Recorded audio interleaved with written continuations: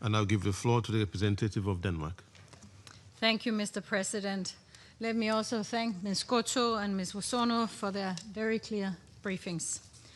Denmark welcomes the participation of Ukraine in today's briefing, as well as other affected European countries. The broader regional security situation remains alarming. Denmark is deeply concerned by Monday's explosion on a railway line in Poland. This was an act of sabotage directed against the security of the Polish state and its citizens. Denmark stands in full solidarity with Poland. Mr. President, it is almost 2 months since the Council last discussed Ukraine. Regrettably, Russia's attacks on Ukraine's population and civilian infrastructure have continued unabated, as we have clearly heard from our briefers.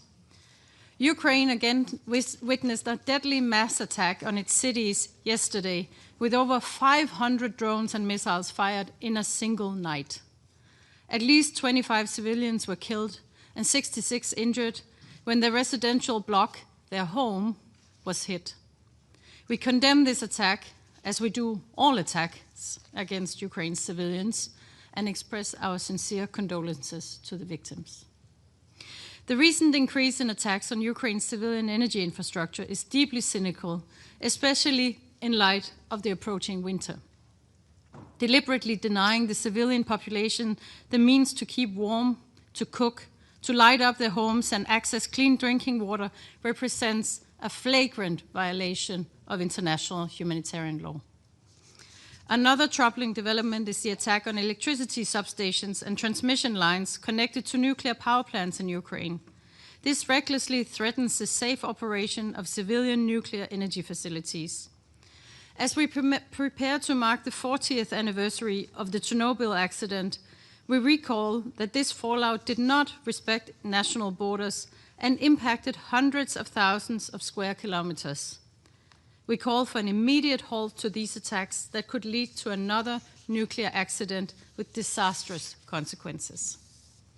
Mr. President, the deadly strike on a kindergarten in Kharkiv on the 22nd of October stands as a symbol of Russia's disregard for civilian lives. 1 person was killed, 9 were wounded, and it was only through the bravery of Ukraine's first responders that 48 young children trapped in the burning building were saved. Unbelievably, that was not the only Russian attack on Ukraine's children that same week. On the 29th of October, Russian artillery shelled the Kherson's Children's Hospital, injuring 9 civilians, including 4 children. Russia's illegal war of aggression is having a terrible impact on Ukraine's children, including the thousands forcibly transferred and deported by the Russian authorities. International monitors and humanitarian organizations need to verify their situation, safeguard their rights, and secure their swift return to Ukraine.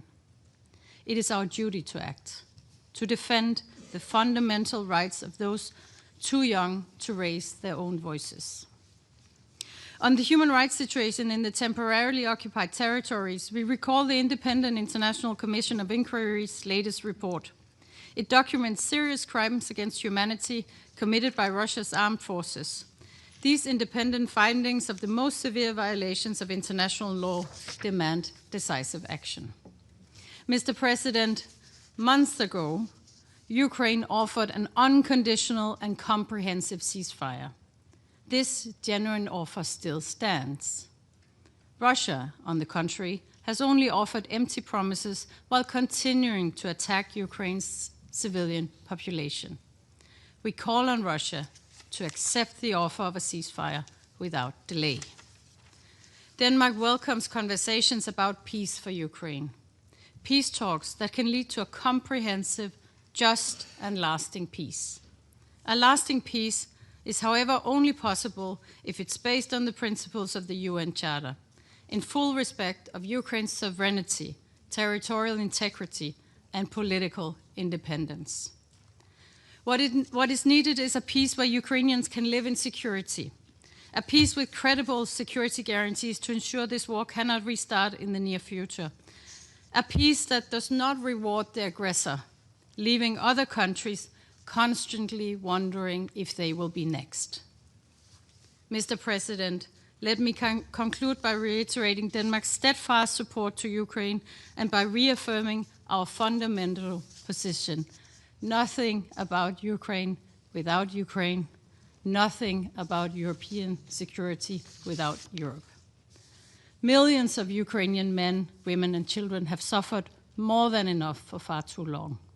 They deserve a comprehensive, just, and lasting peace. A ceasefire remains the indispensable first step on this path. I thank you. I thank the representative of Denmark for the statement. I now give the floor to the representative of France.